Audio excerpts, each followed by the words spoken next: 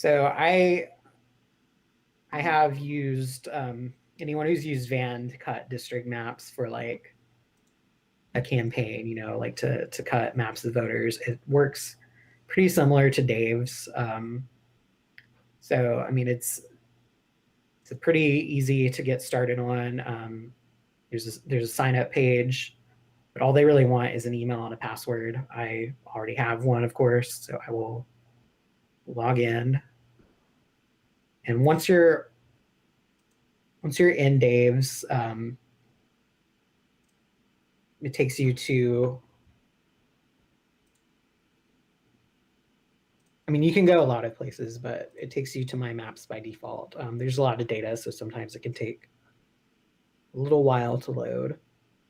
But as you create your own maps, they auto-save and they go here. There are a couple ways to create a new map. The first way is start from an existing map. So to do that, you press the down arrow by my maps like this and go to official maps. They have maps for basically every legislative chamber in the country. I'm going to copy Oklahoma's. Already got a few copied, but let's see. Oklahoma 2020 maps. So you just click the check boxes and click duplicate. You end up back in my maps. And then you can edit these. So I'm going to take a look at our 2020 State House map and edit that one.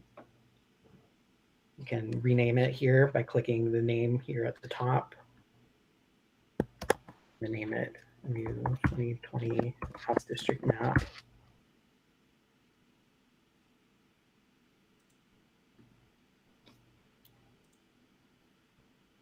This is very information dense software, so there's just a lot going on here, but this little gearbox will tell you what data it is using. When looking at party performance, I like to look at the 2018 governor race because it's just a sea of red. If you look at averages, those can lag a little bit. 2018 is good. I go to latest because that will auto update once the official Senate numbers are in. So make sure that is what you're looking at, and then apply. And all these little subdivisions on here, these are precincts, right? Yes, and so there's a lot of ways to decide what you want to see. I don't really like the precinct lines. I find them distracting when I start getting really into it. But one thing I like is to have a background map. Mm-hmm. So you see the actual cities.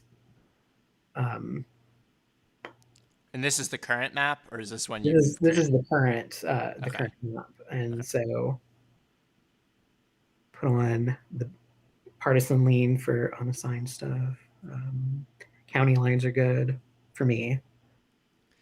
This is all, what helps you look at data. So I'm going to go to that West Tulsa district that I was talking about earlier that I'm from. That is House District 66.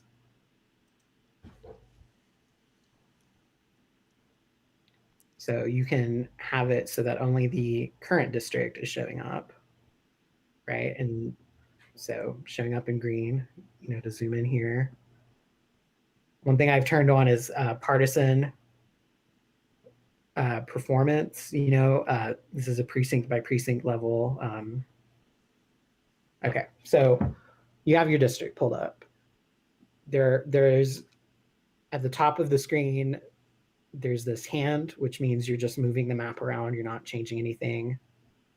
There's a paintbrush that lets you select by either county or precinct, and then erase, which also works that way. I'm going to erase some of these. I'll turn on the map colors. I'll erase some of these precincts and make this map look a little more like it looked before 2010. So I erased a few. I'm going to add a few back with the paintbrush. Remember, these were a part of the old map. Downtown Tulsa was a part of the old map.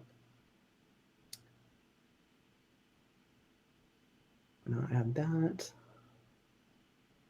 Okay, and so you can see this little orange thing, but I'll get more into that in a second.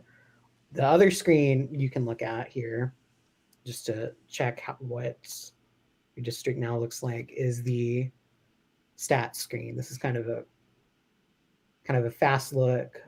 You can scroll through. This shows you the population variance. As you see, they're out of whack. This needs to be within negative or positive 2.5%. So like some of these are good, some of these are less good. This is whether it's contiguous. This is whether it's embedded. Party performance, obviously. So down to 66, you can see that it is no longer contiguous because I messed it up. But I did make it very much more democratic. So we'll go back. We'll see what I did. If your districts are not working right, it can auto-diagnose the problem. So this box here that says unassigned and more, you can find non-contiguous districts, and it'll scroll through those for you. Okay, so this is identified. Okay, so I need to fix that.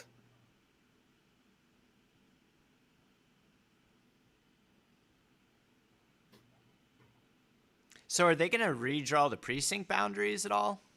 That's the complicated part in all of this. So yeah, and so sometimes this will help you find very small hidden district precincts like this. So yeah, after they redraw, it's backwards. They're going to redraw the legislative maps, and then they're going to redraw the precincts to fit it.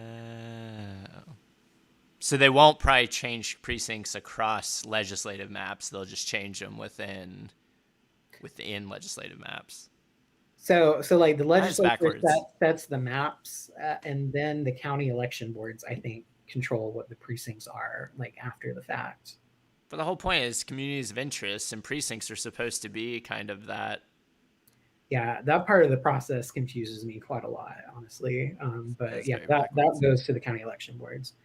Anyway, as you can see, that tool fixed it. This district is now not broken up. It's still very below the size it needs to be, but I'm not trying to create a perfect district now. But anyway, the other important screen here is analytics. This is something that these are more like qualitative ratings, right? So you can see numerical ratings for all of these like qualities, like competitiveness is something that you might personally prioritize. You might prioritize as an organization even, but is not legally required, right? So when you're submitting a public map, you can say that you looked at competitiveness, but you don't have to. Proportionality is whether like the percentage of Republican and Democratic seats is consistent with the percentage of Republican and Democratic voters. As you can see, we don't have a lot of competitive districts. We're not super proportional. We've split a lot. Splitting is about like political subdivisions. So like if cities, counties, whatever are cut across multiple districts, you'll have a lower splitting rating. Compactness, we're pretty good. These districts are fairly compact. Minority representation is whether the percentage of minority voters is consistent with the amount of representation they have in the map. So you can actually see that back on the statistics panel. And which district was that for? That was for the one you were working on? Yeah, that was for the whole state. So okay. You'll see minority. This is kind of one way that you can identify which districts are based around a community of interest. So like District 4 has a 40% native population. It is in Tahlequah. It's one that doesn't change a whole lot from uh, reapportionment.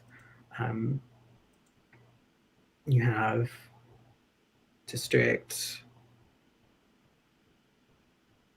73 in Tulsa is, nearly 70% Black.